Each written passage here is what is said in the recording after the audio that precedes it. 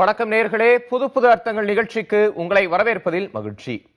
இன்றைய நிகழ்ச்சியின் சிறப்பு விருந்தினர்களாக ஓய்வு பெற்ற IAS அதிகாரி திரு பாலச்சந்திரன் அவர்களும் தினமலர் பட்டம் பொறுப்பாசிரியர் திரு வெங்கடேஷ் அவர்களும் நம்மோடு இணைகின்றனர். முதல் செய்தியாக, சென்னையில் 2020ஆம் ஆண்டுக்குள் நிலத்தடி நீர் வற்றிவிடும். நித்தி ஆயோக் எச்சரிக்கை விடுத்திருக்கு. நாடு முழுவதும் 60 கோடி மக்கள் தினந்தோறும் கடுமையான தண்ணீர் பற்றாக்குறையை சந்தித்து வருகின்றனர். இந்தியாவில் பாதுகாப்பான நீர் கிடைக்கப்பெறாததால் 2 லட்சம் பேர் ஆண்டுதோறும் உயிரிழந்து வருகின்றனர். இந்திய வரலாற்றில் இதுவரை இல்லாத அளவு தண்ணீர் பிரச்சனை தலை தூக்கி இருக்கிறது அப்படின்னு 2020 குறிப்பிட்டிருக்கிறாங்க. இன்னும் 2 ஆண்டுகள் தான் இருக்கு. சென்னையில கடுமையான தண்ணீர் பிரச்சனை, நிலத்தடி நீர் முற்றிலுமா இல்லாத போகக்கூடிய ஒரு அபாயம் இருக்குன்னு ஒரு எச்சரிக்கை செய்தியை பார்த்திருக்கிறோம். மனிதன் வாழ்வதற்கு ரொம்ப ஆதாரமான விஷயம் நீர் தான். அதற்கு இப்படிப்பட்ட ஒரு எச்சரிக்கை வந்திருக்கு. எப்படி பாக்குறீங்க வெங்கடேஷ்?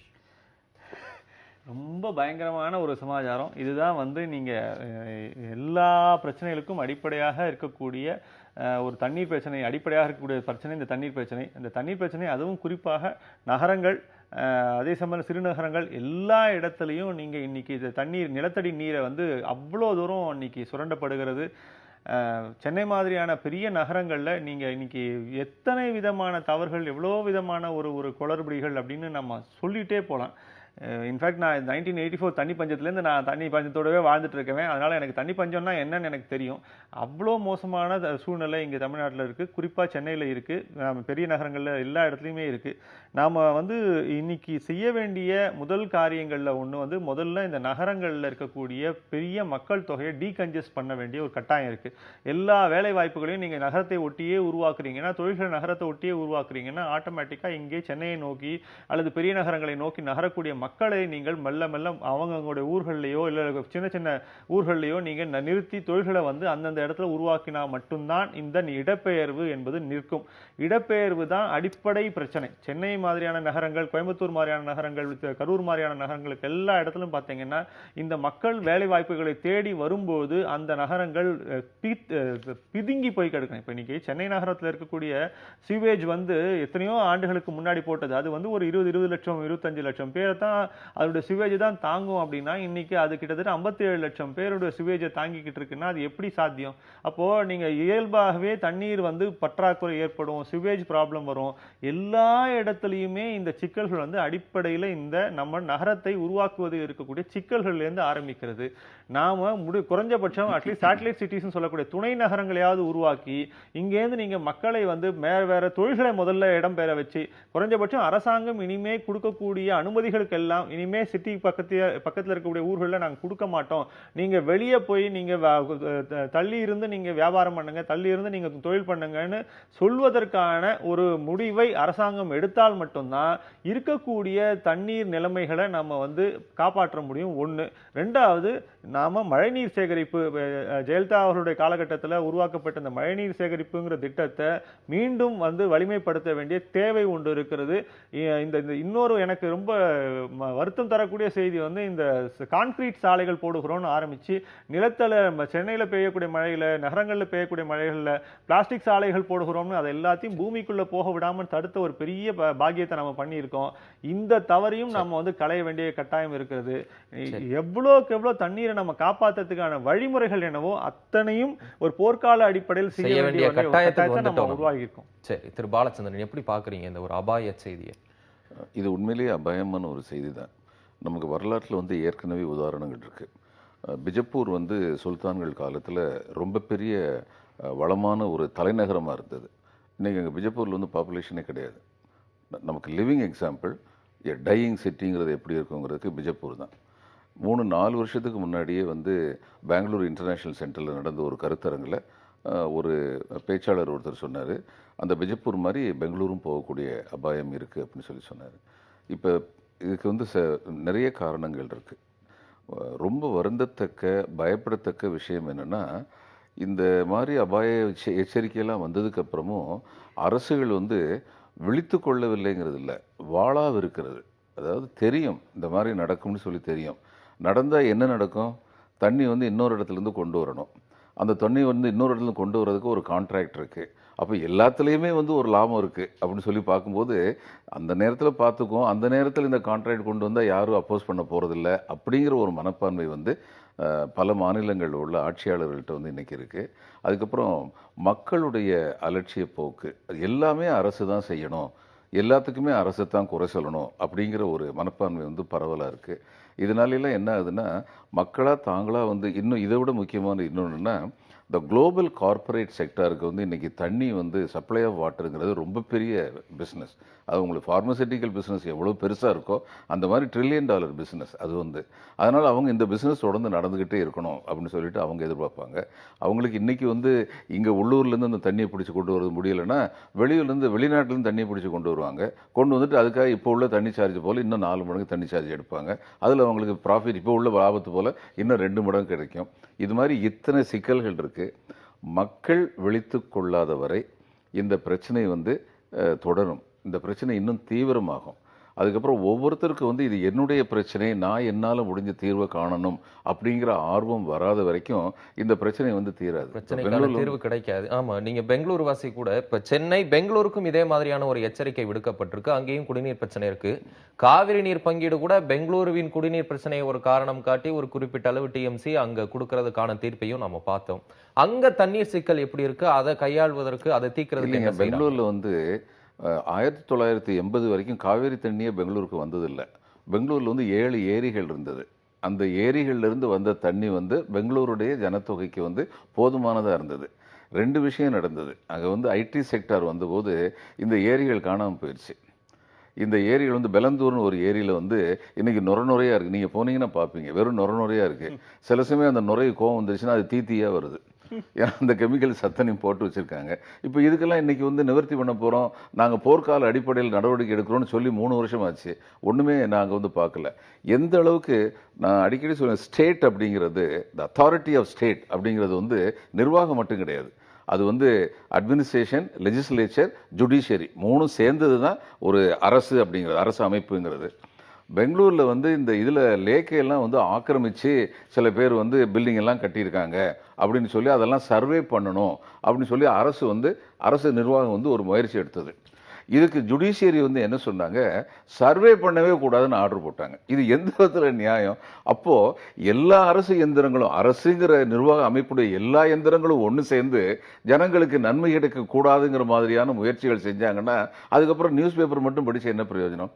அதனால் இன்றைக்கி நடக்கிறது வந்து ரொம்ப மோசமான ஒரு சூழ்நிலை. நான் நினைக்கிறேன் இந்திய நாட்டில் உள்ள ஆட்சி அமைப்பில் வந்து இன்றைக்கி வந்து ஒரு பன்னாட்டு இவங்க இருக்காங்க, கார்ப்பரேட் செக்டார் இருக்காங்க, அவங்களுடைய தாக்குதலுக்கு எதிர்முனை தாக்குதல் நடத்துறது கஷ்டம் அப்படின்னு சொல்லிட்டு அவங்க கூட சேர்ந்து போகிற மனப்பான்மை இருக்குது. இன்றைக்கி ஒரு கார்ப்பரேட் செக்டாரே நினச்சா ஒருத்தரை வந்து ஒரு ஸ்டேட்டில் வந்து சிஎம் வந்து ப்ரொஜெக்ட் பண்ணி கொண்டு வந்துட முடியும் அப்படிங்கிற நிலைமை இருக்குது. இத்தனையும் மீறி பாடணும்னா மக்கள் விழிப்புணர்வு இல்லாமல் இது நடக்காது.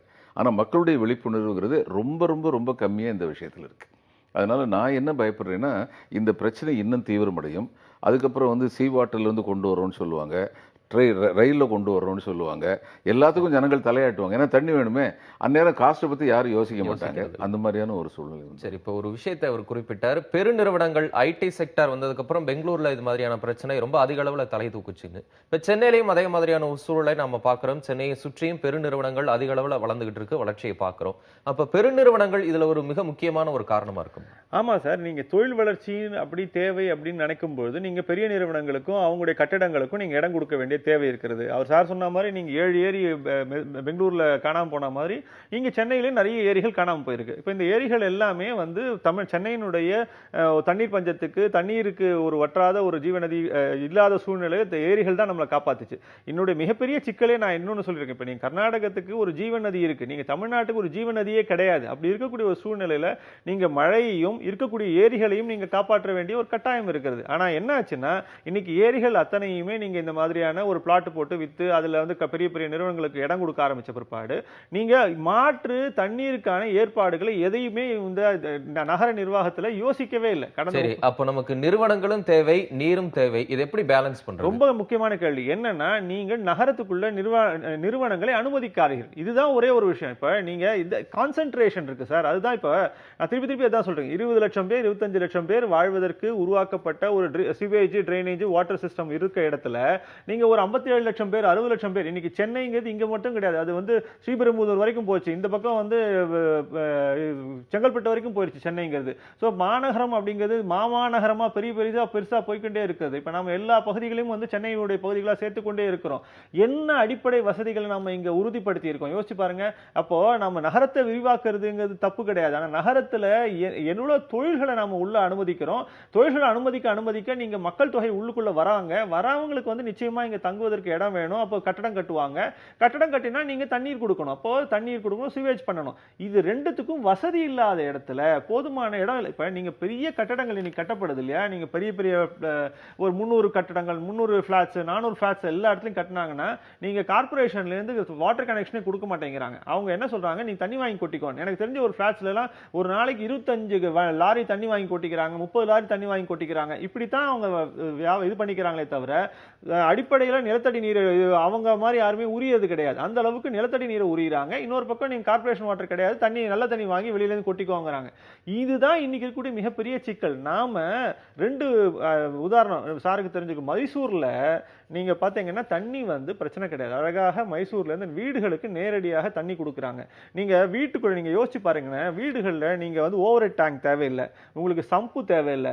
இதெல்லாம் இல்லாமலே உங்களுக்கு வீட்டுல நேரா கனெக்ஷன் கொடுத்து தண்ணி வரும் அப்படின்னா அரசாங்கம் அந்த பொறுப்பை ஏற்றுக்கொண்டு இருக்கிறது அப்படின்னும் போது ஆட்டோமேட்டிக்கா உங்களுக்கு என்டையர் ஃப்ளோர் ஸ்பேஸ் உங்களுக்கு கிடைக்குது, உங்களை வாழறதுக்கான இடம் கிடைக்குது, தண்ணி உங்களுக்கு பிரச்சனை இல்லாம இருக்கு.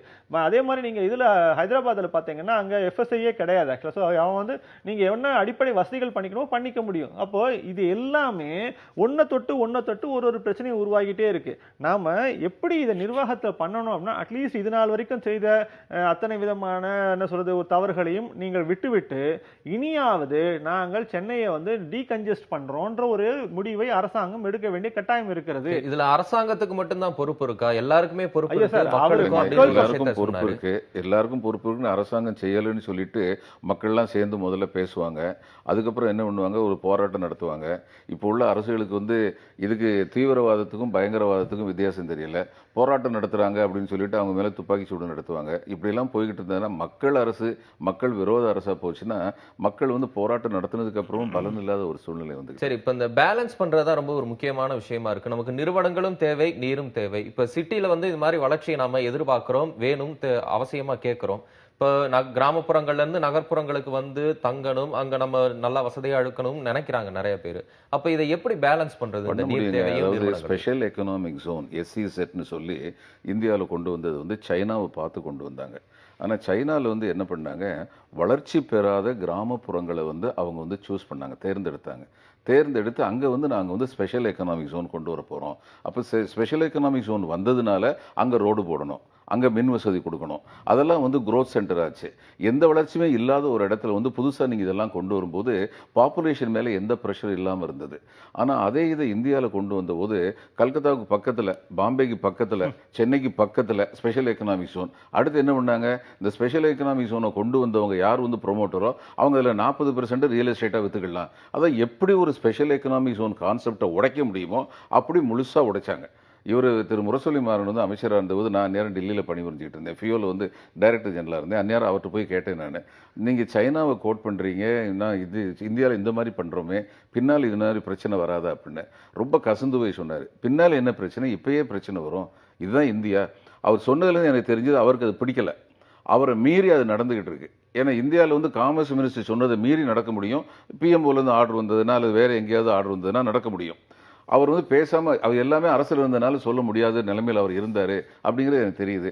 எல்லாத்தையுமே ட்விஸ்ட் பண்ணி தப்பா இது நீரின் ரமையாத உலகுன்னு சொல்லி சொன்னாரு. கெடுப்பதும் கெட்டார்க்கு சார்வாய் மற்றாங்கே எடுப்பதும் எல்லாம் மழைன்னு சொல்லி சொன்னாரு. இதையெல்லாம் 2000 வருஷத்துக்கு முன்னாடி சொல்லியிருக்காங்க, அதையெல்லாம் ஃபாலோ பண்ணிட்டு இருந்தாங்க. இன்னைக்கு வள்ளுவர் கோட்டம் வந்து ஒரு இதை குளத்தை இது பண்ணி கட்டியிருக்காங்க. மதுரையில் வந்து உயர்நீதிமன்ற கிளை வந்து ஒரு இதை வந்து வாட்டர் பாடியை வந்து இது பண்ணி கட்டியிருக்காங்க. இப்படி நம்ம இருக்கிற வாட்டர் பாடி எல்லாத்தையுமே அழிச்சுக்கிட்டு இருக்குது, அரசே அழிச்சுக்கிட்டு இருக்கு. அப்படிங்கும்போது இப்பயாவது விழிச்சிருக்கணுமே, விழிச்சிருக்கிறதுக்கான அறிகுறியே தெரியல. நீங்க இண்டஸ்ட்ரியை வந்து கண்டிப்பா வரணும், ஆனா இண்டஸ்ட்ரி வந்து கிராமப்புறங்களுக்கு பக்கத்துல திரு வெங்கடேஷ் சொன்ன மாதிரி நகர்ல இருந்து தள்ளி நீங்க வந்து அந்த இண்டஸ்ட்ரியை கொண்டு வரணும். இல்ல இதுல நகரமயமாக்கல் மட்டும்தான் பிரச்சனையா? இப்ப தமிழகத்தை எடுத்துக்கிட்டோம்னா இந்தியாவிலே அதிகமா நிலத்தடி நீர் உறிஞ்சப்படக்கூடிய மாநிலங்கள்ல முதன்மையான இடங்கள்ல இருக்கு. ரொம்ப அபாயகரமான ஒரு செய்தி. இது மட்டும் இல்லாம உலக அளவிலேயே இது மாதிரி நிறைய பிரச்சனைகளை பார்க்கிறோம். தென்னாப்பிரிக்கால ஒரு கடுமையான தண்ணீர் பஞ்சத்தை பார்த்தோம். இப்ப சமீபமா சிம்லால வந்து கடந்த ஒரு மாதமா வந்து சுற்றுலா விடுதிகளை மூடுறாங்க. தண்ணீர் பிரச்சனை காரணமா வரிசையில நின்னு தண்ணி வாங்கிட்டு போறாங்க அதிக அளவு விலை கொடுத்து. அப்ப இந்த சூழலுக்கு நகரமயமாக்கல் மட்டும்தான் காரணமா? இல்ல, நகரமயமாக்கலும் ஒரு காரணம். நகரமயமாக்கல் ஆகும் பொழுது இதுல என்னென்ன விளைவுகள் வருங்கிறது சரியான திட்டமிடல் இல்லாம நகரமயமாக்குனது இன்னொரு காரணம். இது எல்லாத்தையும் மீறினது என்னன்னா, இந்த நகரமயம் ஆக்கும் பொழுது அதனுடைய ப்ரீ கான்செப்ட் என்ன, போஸ்ட் கான்செப்ட் என்னங்கிறத பற்றி தெளிவான நோக்கு வந்து இல்லை. நகரமயமாக்கலை தடுக்க முடியாது. மைக்ரேஷன் வந்து வரத்தான் செய்யும். அந்த இது வந்து ஆஸ்மாசிஸ் சொல்லுவாங்க. இதில் வந்து லெஸ் கான்சென்ட்ரேட்டட் சொல்யூஷன், மோர் கான்சென்ட்ரேட் சொல்யூஷன், ரெண்டையும் நடுவில் வந்து ஒரு தின் மெம்பரைன் வச்சிங்கன்னா கொஞ்ச நாள் ரெண்டு கான்சென்ட்ரேஷனும் ஒன்றாயிரும். ஏன்னா இங்கிருந்து அங்கே போகும், அங்கிருந்து இங்கே வரும். அது நடக்கத்தான் செய்யும். அது வந்து மனித இயல்பு. ஆனால் இந்த மனித இயல்பை வந்து கட்டுப்படுத்த வேண்டிய, எப்போ கட்டுப்படுத்த முடியும்? இதில் வந்து பெங்காலில் வந்து 15 வருஷம் வந்து அவங்க ரொம்ப சின்சியராக ரூல் பண்ணாங்க. ரூரல் டெவலப்மெண்ட்டை உண்மையிலேயே வந்து எந்த விதமான மாமூலும் இல்லாமல் ஏழை விவசாய தொழிலாளிக்கு போக வேண்டிய சம்பளம் கண்டிப்பாக போயிடும். போகலன்னா அங்கே ஒரு போராட்டம் வெடிச்சிடும். அதனால ஒழுங்காக கொடுத்துருவாங்க. கல்கட்டா வந்து பிட்வீன் 81 and 91 சென்சஸில் இந்தியாவிலேயே கல்கத்தாவில் மட்டும்தான் ரிவர்ஸ் மைக்ரேஷன் நடந்தது. வந்தவங்க வந்து கிராமத்தில் வசதி ஜாஸ்தியா இருக்கு, அங்கே போய் சாப்பிட்டுக்கிறேன்னு சொல்லிட்டு அங்கே வேலை வாய்ப்பு இருக்கேன்னு சொல்லிட்டு போனாங்க. நீங்க கிராமங்களில் வேலை வாய்ப்புகளை வந்து அதிகரிக்கணும். உங்களுடைய பெரிய தொழில்கள்லாம் கிராமங்களுக்கு பக்கத்தில் நடத்த முடியும். இப்ப பெரிய தொழில் பண்றவங்க வந்து அதற்கான சாத்தியம் இன்னைக்கு இருக்குதா? இருக்கு, கண்டிப்பா இருக்கு, நிச்சயமா இருக்கு. அதுக்கான போக்குவரத்து வசதி இதெல்லாம் வந்து கணக்கில் எடுத்து நம்ம அந்த காலத்துல வளர்ச்சி வந்து அடிப்படையாக தொழில்பேட்டைகள் அந்த காலத்துல கொண்டு வந்து இண்டஸ்ட்ரியல் எஸ்டேட்டும் கொண்டு வந்தாங்க. இப்ப திருநெல்வேலியில அந்த தொழில்பேட்டை நல்லா தான் நடக்குது. சிவகாசியில அவங்களா வந்து இனிஷியேட்டிவ் எடுத்து நடக்குது. நம்ம இதுல வந்து அம்பத்தூர் பக்கத்துல நடக்குது. நீங்க யோசிச்சு பாருங்க, அதெல்லாம் நடந்துகிட்டு தான் இருந்தது. என்னைக்கு வந்து ஆட்சி புரிவோர் மனநிலை மாறுச்சோ, அதாவது நாங்கள் ஆளப் பிறந்தவர்கள் என்ற மனநிலை இல்லாமல் நாங்கள் ஆள்வதன் மூலம் வாழப் பிறந்தவர்கள் என்று என்றைக்கு அவர்கள் கற்றுக்கொண்டார்களோ அதிலிருந்து மக்கள் பிரச்சனைகள் தலைதூக்க ஆரம்பித்தன. மக்கள் பிரச்சனைகள் கைவிடப்பட்டன. அதனால இவ்வளவு பிரச்சனை வருது. இன்னைக்கும் சார் பெரிய சிக்கல் என்னன்னா, நீங்க சென்னையை ஒட்டி, சென்னை தான் திருப்பி நான் சொல்றதுக்கு காரணம் என்னன்னா, நீங்க நிலத்தடி நீர் உறிஞ்சப்படுகிறதுன்னு சொன்னீங்க. இங்கேருந்து நீங்க இந்த பக்கம் செங்கல்பட்டு தாண்டி ஒரு செட் ஆஃப் ஊர்கள் இருக்கு. நீங்க அந்த என்டையர் பெல்ட் இருக்கு. அந்த ஊர்களில் விவசாயத்தை எல்லாம் நிறுத்திட்டு எல்லாரும் இந்த சென்னைக்கு தண்ணி அனுப்புறது மட்டும்தான் தொழிலா வச்சிருக்காங்க. பம்பு போர் போட்டு லாரியா நிக்குது. ஆக்சுவலா நீங்க அரசாங்கத்துல நீங்க வந்து தண்ணி கார்பரேஷன்ல, சென்னை கார்பரேஷன் தண்ணி வாங்கினீங்கன்னா 450 ரூபா. அதே நீங்க லாரியில தண்ணி வாங்கினீங்கன்னா 1500 ரூபாய். அங்கேருந்து தண்ணியில லாரியா சென்னைக்குள்ள வருது. அந்த என்டையர் பெல்ட்ல விவசாயம் கிடையாது. அந்த என்டையர் ரோடுல விவசாயங்களை நிறுத்திட்டு அத்தனை பேரும் தண்ணியை வந்து தண்ணி பிடிச்சு கொடுக்கறது மட்டுமே ஒரு தொழிலா பண்ணிட்டு இருக்காங்க. இது எல்லாமே நமக்கு இங்கே ஏற்படக்கூடிய நிலத்தடி நீர் டெப்ளிஷனுக்கு மிக முக்கியமான காரணங்கள். நம்ம இதே மாதிரி எவ்வளவுதான் நம்ம வந்து திருப்பி நீங்க அப்போ நீங்க இந்த கான்சென்ட்ரேஷனை எவ்வளவு தூரம் நீங்க குறைக்க முடியுமோ அவ்வளவு தூரம் தண்ணீர் தேவைகள் குறையும். அப்ப அங்க ஒரு சின்ன கேள்வி வருது. சார் கூட ஒரு உதாரணத்தை சொன்னாரு, சைனாவோட ஒப்பிட்டு பார்க்கும். இப்ப நிறைய விஷயங்கள் நம்ம சிங்கப்பூர் போன்ற நாடுகளோட கூட நம்ம ஒப்பிட்டு பார்க்கிறோம். இப்ப தமிழகம் போன்ற மாநிலம் இருக்கக்கூடிய சூழல்ல அங்க இருக்கக்கூடிய கட்டமைப்பு, அங்க செய்யக்கூடிய திட்டங்கள், இந்த நீரை பராமரிக்கக்கூடிய விஷயங்கள், நீர் மேலாண்மை, இதோட நம்ம ஒப்பிட்டு பார்க்க முடியுமா? அதான் ஒப்பிட்டு பார்க்கணுங்கிறேன். ஒப்பிட்டு பார்க்கறத விட நமக்கு நம்முடைய நிலத்தடி நீரினுடைய தன்மை என்னன்னு புரிஞ்சுக்க வேண்டிய தேவை இருக்கு. நீங்க ஒரு காலகட்டத்துக்கு அப்புறம் என்ன தெரியுமா ஆகுது, நீங்க நிலத்தடி நீரே இல்லை, அல்ல நிலத்தடி நீருக்கு நீங்க இப்ப என்ன சேலம் பக்கத்துலலாம் நீங்க போனீங்கன்னா போர் எவ்வளவு ஆழமா போடுறாங்கன்னு எனக்கு தெரியும். அத்தனை ஆழமா போடுறாங்க, அப்பவும் தண்ணி வர மாட்டேங்குது. அப்போ இயல்பாகவே நீங்க தண்ணீர் மட்டம் படிப்படியாக குறைந்து கொண்டு இருக்கிறது. அப்போ நீங்க எந்த ஒரு விஷயத்தை, நகரத்தை திட்டமிட்டாலும் சரி, சிறுநகரத்தை திட்டமிட்டாலும் சரி, எங்க திட்டமிட்டாலும் தண்ணீருக்கு தான் அடிப்படை முதல் உரிமை கொடுத்துட்டு தான் நீங்க திட்டம். வெளிநாடுகளில் செயல்படுத்தக்கூடிய அந்த நீர் மேலாண்மை திட்டங்களை இங்க செயல்படுத்தக்கூடிய நிச்சயமாக சார், நீங்க இன்னைக்கு ஏற்பட வேண்டிய நிறைய மாற்றங்கள் இருக்கு. அதுல நீங்க சொன்ன மாதிரி திருப்பியும் நீங்க தண்ணி மழை நீர் சேகரிப்பு ஒரு மிக முக்கியமானது, டீசாலினேஷன் மிக முக்கியமானது, அதே மாதிரி நீங்க வந்து ரீயூஸ் பண்ண வேண்டிய தேவை ஒரு மிக முக்கியமானது. எல்லா விதமான டெக்னாலஜி, அன்னைக்கு சுப்பிரமணிய சுவாமி சார் கூட தெரிவித்தார், ஏதோ ஒரு இஸ்ரேல்ல இருந்து ஒரு டெக்னாலஜி இருக்கு, அதை கூட நீங்க கொண்டு வாங்க. நீங்க எந்த டெக்னாலஜி இருந்தாலும் இருந்தாலும் தமிழகத்தை பொறுத்தவரை இன்னைக்கு தண்ணீர் பற்றாக்குறை. ஏன்னா மக்கள் தொகை மிக மிக அதிகம். இங்கே அடிப்படையில் நீங்க இன்னொரு பிரச்சனை பாருங்க, மக்கள் போய் நீங்க கஷ்டப்படக்கூடிய சூழ்நிலையில தண்ணிக்காக நீங்க அவங்க ஒரு 5 மணி நேரம் ஒரு ஊரா போய் ஒரு இடமா போய் நின்னு பிடிச்சிட்டு வராங்கன்னா அவங்களுடைய உழைப்பு எவ்வளவு வேஸ்ட் ஆகுது. அவங்க அதை தவிர மற்ற காரியங்கள் பார்க்க வேண்டியது எதையுமே இல்லாம தண்ணிக்காக மட்டுமே பின்னாடி. நீங்க சென்னை மாநகர்ல குடத்தை தூக்கிட்டு போகக்கூடிய வண்டிகள் எத்தனை இருக்குன்னு பாருங்க. எத்தனை வண்டிகள் நீங்க வந்து லாரி வந்து தண்ணி லாரி இப்போ போயிட்டு இருக்குன்னு பாருங்க. இது அத்தனையுமே மனித உழைப்பு வீணானதுக்கான அடிப்படை காரணம் இந்த மாதிரி தண்ணீர் நீர் மேலாண்மை சரியாக இல்லாம போனதுன்னா. அப்போ நம்ம மிகப்பெரிய அளவுல நம்ம அதை மட்டுமே ஒரு தொழிலா மாத்திட்டு இருக்கோம். அதை ஒரு பெரிய பிசினஸ் வாய்ப்பா நினைக்கிறோம். அதெல்லாம் கிடையாது. அதுதான் அடிப்படை உரிமைகள்ல ஒண்ணு. அப்ப நீங்க நீர் கிடைக்க வேண்டியதும் கொடுக்க வேண்டியதும் அரசாங்கத்தினுடைய பொறுப்பு. எப்படி மக்களுக்கு எவ்வளவு ஒரு கூடுதல் பொறுப்பு இருக்குன்னா, நீங்க நீரை எவ்வளவு தூரம் பாதுகாப்பாக பயன்படுத்துகிறீர்கள், அதை சேமிக்கிறீர்கள், அதை ஒழுங்காக பயன்படுத்துகிறீர்கள், முறையாக பயன்படுத்துகிறீர்கள். இந்த ஒரு கல்வியை ஒன்று நிச்சயமாக மாணவர்கள் மத்தியிலும் குறைஞ்ச வீட்டில் இருக்கக்கூடியவங்க மத்தியிலும் விழிப்புணர்வு அவசியம். இது எல்லாம் இல்லாம இது ஒருங்கிணைந்த திட்டம் சார். அரசாங்கம் மக்களுக்கும் சொல்லணும், அரசாங்கம் சொல்லணும், எல்லாம் சேர்ந்தாதான் தண்ணீர் பிரச்சனையை நம்ம வந்து தீர்க்க முடியும். இல்லைன்னா நான் சொல்றேன், 84ல இருந்து நான் தண்ணி பிடிச்சிட்டு இருக்காங்க. இன்னி வரைக்கும் 2018 ஆச்சு. இன்னி வரைக்கும் சென்னை மாநகர்ல நான் தண்ணி பஞ்சம் இல்லாம நான் வாழ்ந்ததே கிடையாது. அவருடைய அனுபவத்தை ரொம்ப கவலையோட பகிர்ந்துக்கிறாரு. இப்ப சென்னையோட ஒப்பிடும்போது பெங்களூருக்கு வந்து கொஞ்சம் குடிநீர் பிரச்சனை அதிகமாவே இருக்கு. நீங்க பெங்களூர் வாசி கூட. நம்ம இப்ப பேசும்போது பெங்களூருக்கு இருக்கக்கூடிய பிரச்சனைகளை எல்லாம் நீங்க சொன்னீங்க. இப்ப அங்க இருக்கக்கூடிய அந்த குடிநீர் பிரச்சனைகளை எப்படி சமாளிக்கிறாங்க? இன்னும் 2 ஆண்டுகள்ல சென்னைக்கும் அதே அபாயம் இருக்கு. இல்ல, வாட்டர் ஹார்வெஸ்டிங்கிறது வந்து இன்னைக்கு வந்து அந்த பெரிய பெரிய குடியிருப்புகள் எல்லாம் வந்து அந்த அவேர்னஸ் வந்து விழிப்புணர்வு வந்து வந்திருக்கு. வாட்டர் ஹார்வெஸ்டிங் ஸ்கீம் வந்து வச்சிருக்காங்க. அதனால நிலத்தடி நீர் வந்து கொஞ்சம் அதிகமாக சேமிக்கப்படுது. ஆனா என்ன செஞ்சாலுமே பெங்களூர் வந்து ரெயின் ஷேடோ ரீஜன், மழை மறைவு பிரதேசத்தில் உள்ளது. நீங்க என்ன பண்ணினாலுமே அந்த மாதிரி ஒரு ஏரியாவில் வந்து இப்படிப்பட்ட ஒரு பாப்புலேஷன் நீங்க குடியமர்த்தினீங்கன்னா பிரச்சனை வரத்தான் செய்யும். பெங்களூருக்கு வந்து இன்னைக்கு எதனால பிரச்சனை பெருசா தெரியலன்னா, வெளியிலிருந்து தண்ணி வாங்கக்கூடிய கெப்பாசிட்டி உள்ள ஜனங்கள் அங்கே ஜாஸ்தி. அதனால பே பண்ணிடுறாங்க. பணம் கொடுத்தா இது தண்ணி வருதுங்கிற நிலைமை இருக்கு. அடுத்து வந்து பெங்களூர் வந்து கர்நாடகா கவர்மெண்ட் ரெவன்யூல 50 விழுக்காடுக்கு மேல பெங்களூருங்கிற ஒரு சிட்டியிலேருந்து வருது. அவங்களுடைய பட்ஜெட்ல வந்து உள்ள ரெவன்யூலேருந்து. அதனால தலைகீழ நின்னாவது காவேரிங்கிற அந்த வற்றாத ஜீவநதியிலிருந்து தண்ணியை பாதியை கொண்டு வரதுனா கூட கொண்டு வந்துருவாங்க. அதனால பெங்களூருக்கு வந்து அந்த பிரச்சனை வந்து சால்வ் ஆகுது. இப்படிதான் சால்வ் ஆகும். அவங்க அந்த ஏரியா வந்து ஒன்றும் செய்ய மாட்டாங்க. ஏற்கனவே இருந்ததை அழிச்சதை வந்து என்னமே செய்ய மாட்டாங்க. அதுல பாதி வந்து பெரிய பெரிய ஐடி பில்டிங்ஸ் எல்லாம் வந்து கார்பரேட் செக்டருடைய பில்டிங்லாம் அங்க வந்து கட்டியிருக்காங்க. ஏன்னா புறம்போக்கு நிலம் ஒரு ஏக்கர் வாங்குறோம்னு சொல்லிட்டு 4 ஏக்கர்ல கட்டி வச்சிருக்காங்க. அவங்கள வந்து இவங்க என்னமே செய்ய மாட்டாங்க. சென்னைக்கு அதை பொருத்தி பார்க்க முடியாதா?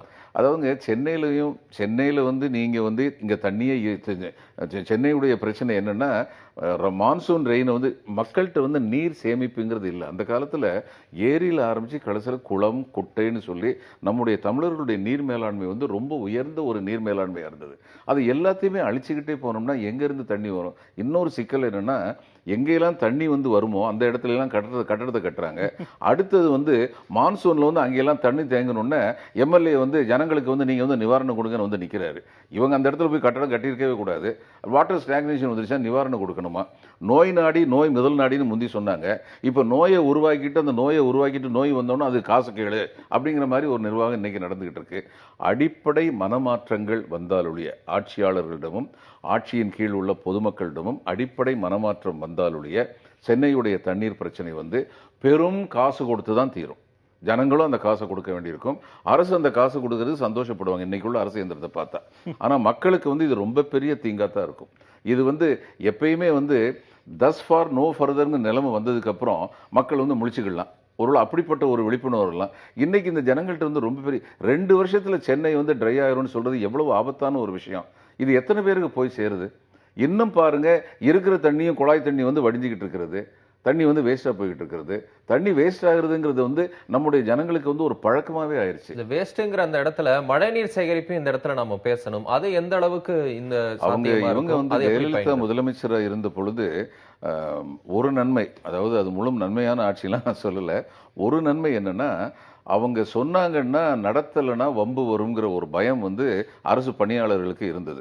அதனால அந்த நேரத்தில் வந்து இந்த மழை சேகரிப்பு வந்து பில்டிங்ல எல்லாம் வந்து அந்த ரெயின் ஹார்வெஸ்டிங் இல்லைன்னா கொடுக்க மாட்டோம். புது பில்டிங்கு ஏற்கனவே உள்ள பில்டிங் வந்து நீங்க இத்தனாம் தேதிக்குள்ள போடணும்னு சொன்ன போது அந்த ஒரு வருஷம் வந்து நான் வந்து இதுல செய்தித்தாளில் படித்தேன், 2 அடியோ என்னமோ இது வந்து நிலத்தடி நீர்மட்டம் வந்து மேலே உயர்ந்ததுன்னு.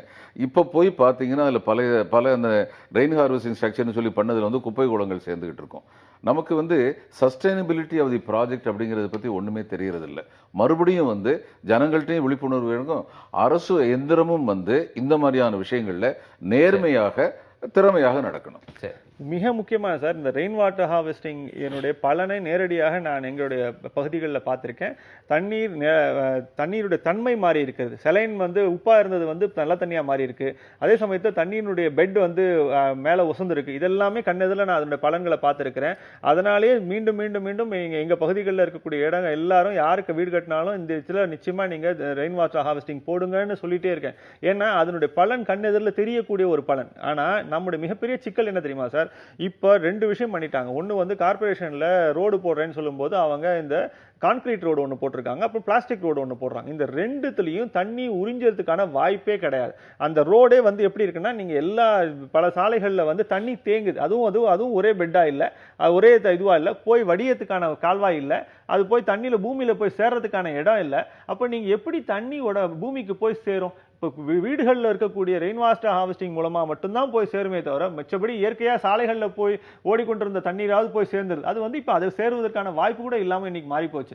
இதெல்லாம் நம்ம வந்து ஒரு திட்டமிடலில் இருக்கக்கூடிய குறைபாடுகள். நம்ம வந்து யோசிக்க வேண்டியது, மழை பெஞ்சா நம்ம எப்படி பத்திரமா ரோடு தண்ணி எப்படி சேமிக்க போறோம். இன்னைக்கு நீங்க சொன்னது ஒரு மிக முக்கியமான ஒரு பாயிண்ட். என்னன்னா, 2 ஆண்டுகளுக்கு முன்னாடி நம்ம இவ்வளோ பெரிய ஒரு வெள்ளத்தை பார்த்திருக்கோம். ஆனா 2 ஆண்டுகள் அது அவ்வளவு தூரம் ட்ரை ஆகும், நம்ம வந்து நிலத்தடி நீர்மட்டம் இவ்வளவு குறைஞ்சு போகணும்னு நினைச்சே பார்த்தது கிடையாது.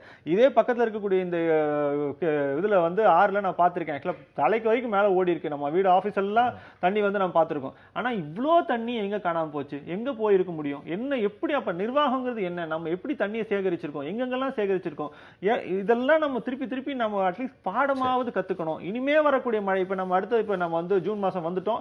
இனிமே அடுத்த ஊரெல்லாம் மழை பெய்ய ஆரம்பிச்சிருக்கு. இன்னும் சென்னை மட்டும் இன்னும் வந்து அந்த புண்ணியத்தை பெறவில்லை. சோ ஒரு சில பகுதிகள் பெறுகிறது, ஒரு சில பகுதிகள் பெறவில்லை. அட்லீஸ்ட் இப்போவாவது நீங்க ரெயின் வாட்டர் ஹார்வெஸ்டிங் பண்ணணும். மக்கள் விழிப்புணர்வோடு தண்ணீரை பாதுகாப்பது மக்களுடைய கடமையாக மாற வேண்டும். அரசாங்கம் அதுக்கப்புறம் 2வது பக்கமாவது வரட்டும். குறைஞ்சபட்சம் மக்கள் அதை பாதுகாக்கிறதுக்கும் அதை சேமிப்பதற்குமான வழிமுறைகளை தேட ஆரம்பிப்பது தான் இதுக்கு சரியான வழிமுறையா இருக்கு. 3ஆம் உலகப் போர் வந்தா நீருக்காக தான் வரும்ன்றாங்க. எதிர்கால சந்ததிக்கு தண்ணியை சேர்க்கணும்னு சொன்ன விஷயம் போய் இப்ப நமக்கே அந்த பிரச்சனையை சந்திக்கக்கூடிய சூழல் வந்துருச்சு.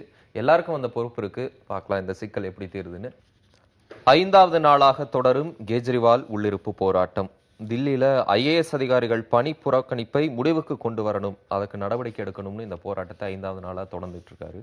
இதுல 2 பார்வை முன்வைக்கப்படுது. ஒரு முதலமைச்சர் 5 நாட்களா பணி செய்யாம இப்படி உள்ளிருப்பு போராட்டம் நடத்துவது சரியா அப்படின்னும், மாநில உரிமைகள் மாநில நலனுக்காக அவர் இப்படி போராட்டம் நடத்துறார், அது சரிதான் அப்படின்னு 2 விதமான பார்வை முன்வைக்கப்படுது. எப்படி எடுத்துக்கிறது? இந்த நிலைமைக்கு அவர் தள்ளப்பட்டிருக்கிறார்னு சொல்லி எனக்கு தோணுது. அதாவது இந்த போராட்டம் நடத்தியாவது 2 விஷயம் என்னன்னா, டெல்லியுடைய முதலமைச்சருக்கு வந்து பாண்டிச்சேரி முதலமைச்சருக்கு இருக்கிற அளவு கூட அதிகாரம் கிடையாது. அவருக்கு வந்து கோர்ட்டில் வந்து ஏற்கனவே சொல்லிட்டாங்க, இறுதி முடிவு எல்லாமே எடுக்க வேண்டியவர் வந்து துணை ஆளுநர் தான் சொல்லிட்டாங்க.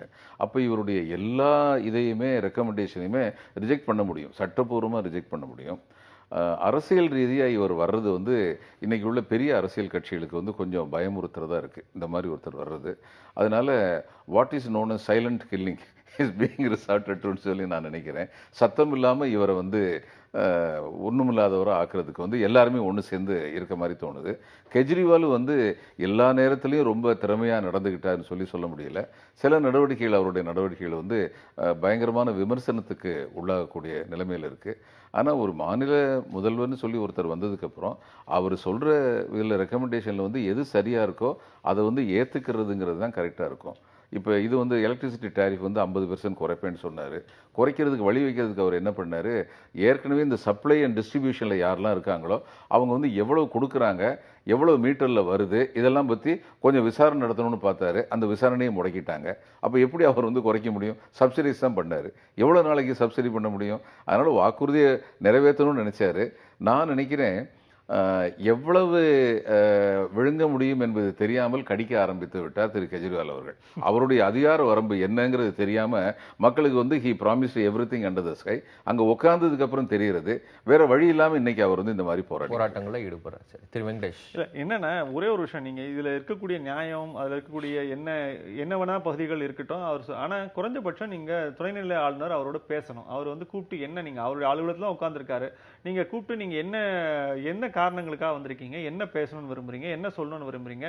இப்ப எல்லாமே நீங்க அங்க துணைநிலை ஆளுநர் தான் பொறுப்பு, மொத்தமா பாத்தீங்கன்னா அவன் தான் முடிவெடுக்கணும், அவர் தான் செயல்படுத்தணும் அப்படின்னும் போது லிட்டரலா அவருடைய கண்ட்ரோல்ல தான் எல்லா முடிவுகளும் போய் நிக்க வேண்டியிருக்கு. சோ அதை நீங்க நிச்சயமாக அதை வந்து மக்களுக்கு தெரிவிப்பதற்கான ஒரு வழிமுறையாக இந்த தர்ணா போராட்டத்தை வந்து மக்கள்கிட்ட கொண்டு போய் செய்தியை சேர்ப்பதற்கான ஒரு வழிமுறையாக இதை பயன்படுத்துறாரு.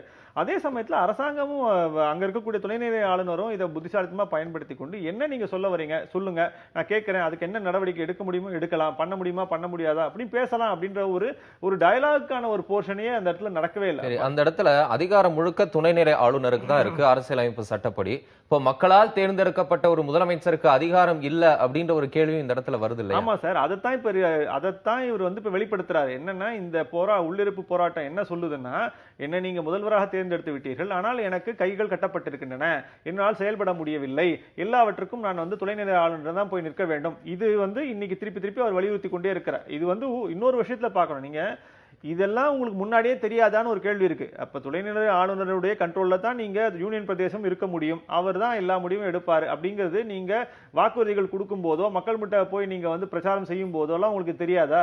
தெரிஞ்சுதானே நீங்க அந்த இடத்துக்கு வந்தீங்க. அப்போ உங்களுடைய சட்ட அதிகாரத்துக்குட்பட்டு என்னென்ன காரியங்கள் செய்ய முடியுமோ, என்ன வரம்புகளுக்கு உட்பட்டு என்னென்ன ஒரு ஒரு நிறைவேற்ற முடியுமோ அதெல்லாம் செய்ய வேண்டியது ஒரு பகுதி. ஆனா இது வந்து ஒரு கண்டினியூஸ் டயலாக் ஒன்று மத்திய அரசோடு பேசிக்கொண்டே இருக்க வேண்டிய தேவை இருக்கிறது. மாநிலத்துக்கு என்னென்னலாம் பண்ண முடியும், டெல்லிக்கு என்னென்னலாம் பண்ண முடியும், திருப்பி திருப்பி திருப்பி கேட்டு பெற வேண்டிய ஒரு இடத்துல தான் அவர் இருக்கார்.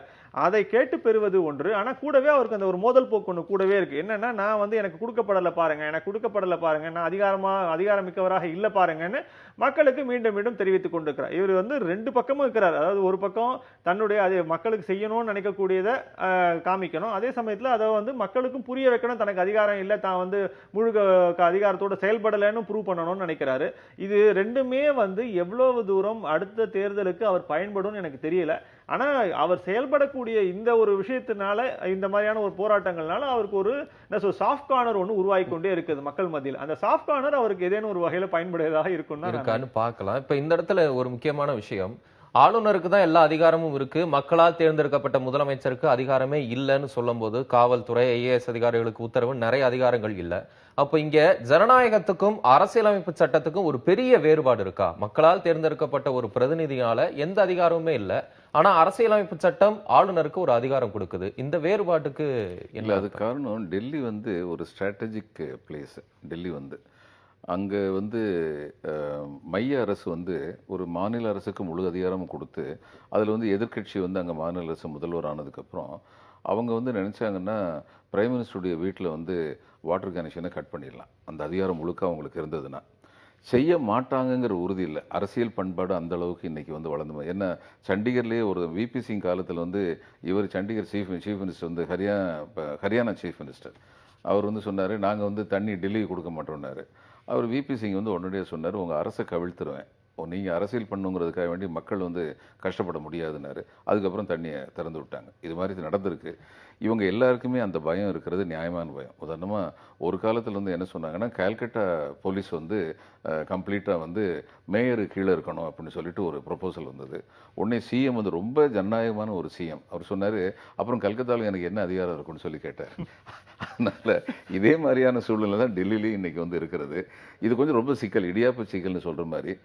அரசியல் முதிர்ச்சி இருந்ததுன்னா ரெண்டு பேரும் வந்து சரியான முறையில் ஃபங்க்ஷன் பண்ணுவாங்க. ஸ்பேஸ், பொலிட்டிக்கல் ஸ்பேஸ் விடக்கூடாது, பிடிச்சிடணும், டெல்லி முக்கியமான இடம் அப்படின்னு சொல்லி இது வரைக்கும் காங்கிரஸும் பிஜேபியும் மாறி மாறி அங்கே வந்துக்கிட்டு இருந்தாங்க. புதுசாக வந்த ஒருத்தர் அவருடைய சில கொள்கை இது வந்து கொள்கை பிரச்சாரம், கொள்கை அரசுக்கு மக்களுக்கு சொல்றதுங்கிறது வந்து ரொம்ப வேகமாக எடுபடுது. அப்போ இதனுடைய ரெப்பர்கேஷன் எங்கெங்கெல்லாம் போகுங்கிற பயம் வந்து அரசியல்வாதிக்கு. இன்னும் ரொம்ப சுருக்கமாக சொல்றதுன்னா, கெஜ்ரிவால் மாதிரி ஒரு ஆளை வரவிடவே கூடாதுன்னு சொல்லி பல அரசியல் கட்சிகள் வந்து நினைக்கிறாங்க. இப்படி உள்ள நிலைமையில தான் இந்த சிக்கல். நீங்க ஒரு ஐஏஎஸ் அதிகாரியும் கூட இப்ப இந்த மாதிரியான ஒரு பிரச்சனை போகுது. அப்ப ஆளுநர் ஒரு முடிவெடுக்கிறாரு, முதலமைச்சர் ஒரு முடிவெடுக்கிறாரு. அப்ப ரெண்டு எஜமானர்கள் கீழே ஐஏஎஸ் அதிகாரிகள் வேலை பார்க்க வேண்டிய ஒரு சூழல் தான் இருக்கா?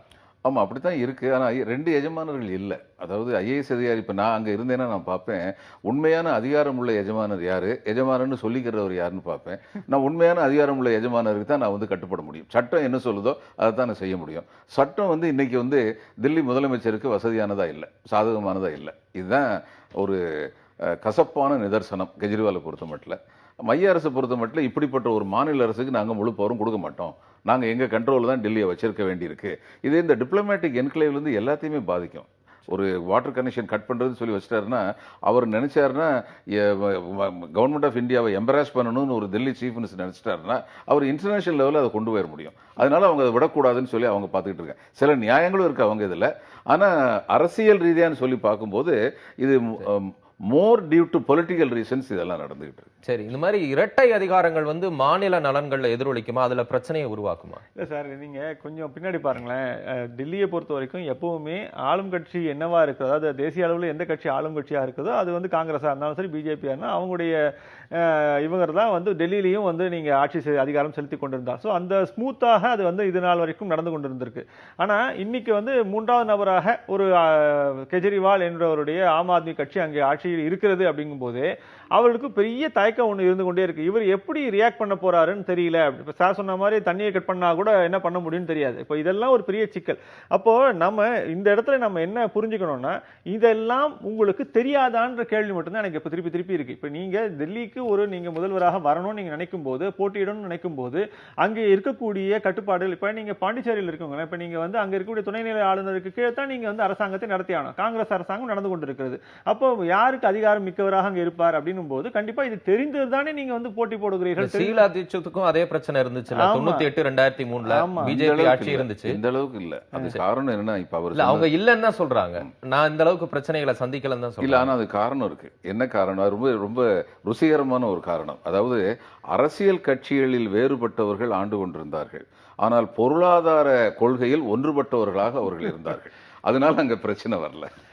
அப்போ இயல்பாகவே நீங்க இந்த அதிகாரங்கள் எதுன்னு தெரிஞ்சுதான் நீங்க வந்து ஒரு முதல்வராக நீங்க கூடுதல் அதிகாரங்கள் கேட்பதில் தவறு கிடையாது. கூடுதல் அதிகாரங்களை நீங்கள் கேட்டு பெற வேண்டியும் அதன் மூலமாக உங்களை நீங்கள் வந்து மக்களை திருப்திப்படுத்த முடியும். அதைத்தான் நீங்க செய்யணுமே தவிர மீண்டும் மீண்டும் போராட்டங்கிறவோ இந்த மாதிரியான ஒரு தர்ணா அப்படின்லாம் செய்ய ஆரம்பிக்கும் போது அது ஒரு லெவல்ல பயன் தரும் மக்கள்கிட்ட போய் செய்தி சேருவதற்கு. ஆனால் இன்னொரு லெவல் அது வந்து ஒரு கேலிக்குரியதாகத்தான் பார்க்கப்படும். சரி, பேரறிவாளன் உள்பட 7 பேரை விடுவிக்க கோரிய மனுவை நிராகரித்தார் குடியரசுத் தலைவர். நேற்றிலிருந்து மீண்டும் இந்த ராஜீவ் கொலை குற்றவாளிகள் குறித்த செய்திகள், விடுதலை குறித்த செய்திகள், சர்ச்சைகள் நிறைய நம்ம பார்த்துட்டு இருக்கோம். இப்ப குடியரசுத் தலைவர் மனுவை நிராகரித்து விட்டார் அப்படின்னு செய்தி வந்திருக்கு. அற்புதமம்மாள் அன்றே தூக்கில் போட்டு இருக்கலாம்னு சொல்லியிருக்கிறாங்க. தமிழக அரசு வந்து 7 பேரை விடுதலை செய்வதற்கான நடவடிக்கைகள்ல நாங்க ஈடுபடுவோம் சொல்லியிருக்கிறாங்க. எப்படி பாக்குறீங்க? இதுல ஒரு 2 விதமான வித்தியாசங்கள் வந்து திருப்பி திருப்பி இருக்கு. அதாவது நாம தமிழ்நாட்டுக்குள்ளேருந்து இந்த விஷயத்தை பார்ப்பதற்கும் அகில இந்திய ரீதியாக இருக்கக்கூடிய கட்சிகள் பார்ப்பதற்கும் ஒரு வித்தியாசம் இருக்கிறது. அதே சமயத்தில் உள்துறை அமைச்சகம் இதை பார்ப்பதற்கு ஒரு வித்தியாசம் இருக்கிறது. அவர்கள் வந்து அவருடைய பார்வை வந்து முற்றிலும் நீங்க இது வந்து நீங்க உள்துறை அமைச்சகத்தினுடைய ஒரு ஆலோசனையின் பேர்ல தான் நிச்சயமா பிரசிடென்ட் வந்து இந்த முடிவை எடுத்திருப்பாரு. ஸோ அப்போ உள்துறை அமைச்சகத்தினுடைய ஆலோசனை என்னவாக இருக்கிறது அப்படின்னு நமக்கு தெரியல. அவர் என்ன ஆலோசனை அவங்களுக்கு கொடுத்திருக்காரு, பிரசிடென்ட்டுக்கு என்ன கொடுத்திருப்பாங்கன்னு தெரியல. அப்போ ஒவ்வொரு இடத்துலையும் நாம இதை ஒரு அணுகுமுறை, இப்ப தமிழக அரசே வந்து மிக தெளிவாக என்ன சொல்லிடுச்சு, நீங்க வந்து அவங்களை விடுதலை செய்யலாம்னு நீங்க தீர்மானமே நிறைவேற்றி இருக்கு. ஒரு பக்கம் ராகுல் காந்தி அவர்களே கூட தனிமனித ரீதியாக நீங்க வந்து இதை பத்தி ஒரு அவர்களை விடுதலை செய்ய பத்தி ஒரு இணக்கமான ஒரு கருத்தை தான் தெரிவித்திருக்கிறார். அப்போ தனிமனித ரீதியாக ஏற்படுத்திருக்கக்கூடிய மனமாறுதல்கள், அதை வந்து இவர்களை எல்லாம் அக்செப்ட் பண்ணிக்கலாம், ஒன்றும் இது கிடையாது, ரொம்ப நாள் அவர்கள் வந்து சிறையில் இருந்து விட்டார்கள் அப்படிங்கிற ஒரு எண்ணம் இங்க படிப்படியாக ஏற்பட்டு வந்தாலும் ஒன்று டெல்லியில் இருக்கக்கூடிய உள்துறை அமைச்சகம், அதே சமயத்தில் தில்லி அரசாங்கத்தினுடைய மனப்பான்மை, இது ரெண்டுமே என்ன விதமான இதை வேற ஒரு ஆஸ்பெக்ட்லேருந்து அவங்க பார்க்குறாங்கன்னு நம்ம புரிஞ்சுக்கணும். இப்போ இது வந்து உள்ளூரில் இருக்கக்கூடிய மனநிலையிலேருந்து அவங்க பார்க்கல. அப்போது அதனால் மட்டுமே அவர்கள் இதை வந்து நீங்கள் நிராகரிப்பதற்கான ஒரு ஆலோசனையை நிச்சயமாக பிரசிடென்ட்டுக்கு உள்துறை அமைச்சகம் கொடுத்துருக்கு. அதை தான் அவர் ஃபாலோ பண்ணியிருக்கார். அப்போது நாம் வேற ஒரு ஆங்கிள்லேருந்து இதை புரிஞ்சிக்க வேண்டியிருக்கு. அல்லது இன்னும் சொல்ல போனோம்னா இன்னும் மத்திய அரசனுடைய மனப்பான்மையில் இந்த மாற்றத்தை கொண்டு வருவதற்கான ஒரு முயற்சியை தொடர்ச்சியாக நாம வந்து மாநில அரசாங்கங்கள், குறிப்பா தமிழக அரசாங்கம் மேற்கொள்ள வேண்டிய தேவை ஒன்று இருப்பதாக இதுல 2 பார்வை இருக்கு. இப்ப நீங்க தனி மனித விருப்பு வெறுப்பின் அடிப்படையில அவங்க என்ன நினைக்கிறாங்க, விடுவிக்கலாம் நினைக்கிறாங்கன்ற விஷயங்களை பட்டியலிட்டீங்க. இப்ப ஒரு முன்னாள் பிரதமரை இந்தியாவுக்கு வந்து கொலை செஞ்சிருக்கிறாங்க, அவங்களை விடுவிக்க கூடாது அப்படின்னு ஒரு பார்வை இருக்கு. 27 ஆண்டுகள் எந்த தப்புமே செய்யாம அவங்க சிறை தண்டனை அனுபவிச்சிருக்கிறாங்க, கொலை குற்றவாளிகள் வேற யாரோ இருக்கிறாங்க அப்படின்ற ஒரு பார்வையும் முன்வைக்கப்படுது. இந்த ரெண்டு பார்வையை எப்படி எடுத்துக்கிறது? இல்ல, முதல் பார்வை நீங்க சொல்லக்கூடிய முன்னாள் பிரதமரை கொலை செய்தார்கள், அது ஏற்றுக்கொள்ளக்கூட முடியாது அப்படிங்கிறது நிச்சயமாக ஒரு நியாயமான ஒரு விஷயம். அதுல எந்த மாற்று கருத்தும் கிடையாது. ஆனா அது ஒரு இந்தியாவில் ஒரு மிகப்பெரிய ஒரு பாதிப்பை ஏற்படுத்தியது. நம்முடைய ஒரு கௌரவத்தின் மீதும் நம்முடைய பாதுகாப்பின் மீதும் நம்முடைய அத்தனை விதமான இறையாண்மையின் மீதும் நமக்கு ஏற்பட்ட ஒரு மிகப்பெரிய தாக்குதலாக அது பார்க்கப்படுகிறது. என்னுடைய பார்வை இதைத்தான் மத்திய உள்துறை அமைச்சகம் அப்படித்தான் அந்த பார்வையை கொண்டிருக்கிறதோன்ற ஒரு சந்தேகம் இருக்கிறது. இன்னொரு பகுதி 27 ஆண்டுகள் இவர் சிறையில் இருந்து விட்டார் அப்படின்னு ஒரு தொடர்ச்சியாக அந்த ஒரு சட்ட ரீதியான ஒரு விஷயம் சொல்லப்போ அவருக்கு தூக்கு தண்டனை கிடையாது. ஆனால் நீங்க ஆயுள் தண்டனையா, அப்ப அதுக்கப்புறம் என்ன முடிவு எடுக்கப்பட வேண்டும் என்பதை பற்றி தெளிவு இல்லாமல் இருக்கிறது. அந்த ஏற்கனவே 27 ஆண்டுகள் அவர் சிறையில் இருந்து விட்டதனாலேயே நீங்கள் அவரை விடுவிக்க வேண்டும். இப்ப இந்த கோரிக்கையும் இருக்கு. இந்த கோரிக்கைக்கு தான் தமிழக அரசும் வலு சேர்த்திருக்கிறது. அதே சமயத்தில் தனி மனிதராக இருக்கக்கூடிய நீங்க ராகுல் காந்தியோ அவர் கட்சி தான் தலைவர், இன்னைக்கு காங்கிரஸே அது அந்த எண்ணத்தை கொண்டிருப்பதாகவும் நம்ம கொள்ளலாம்.